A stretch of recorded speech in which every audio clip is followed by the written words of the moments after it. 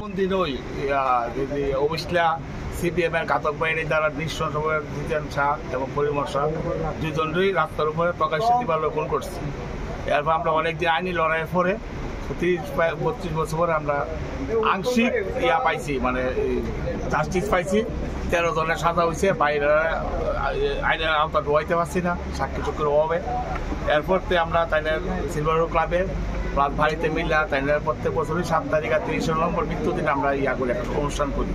এটাও তৃতীয় স্বাস্থ্য শিবির। আমরা আগরতলা টিএমসি হাসপাতালের ডাক্তার মশাই আর বিশাল হাসপাতাল ডাক্তার দত্ত থেকে একটা স্বাস্থ্য শিবির করছি, বিনামূল্যে ওষুধ প্রদান হইতেছে। এখানে আমার ছেলেও এমডি মেডিসিন ডাক্তার আছে, আপাই না কিছু ডাক্তার নিয়ে আইসে, নিয়ে কাজ করছি, ওষুধ আর ওই সেবা পরিচালনা করতে আছে। এমনি আরও আমরা ভবিষ্যতে এটি আর পরিচিত তারা আছে সেবামূলক কাজ পরিমর্শার নামে।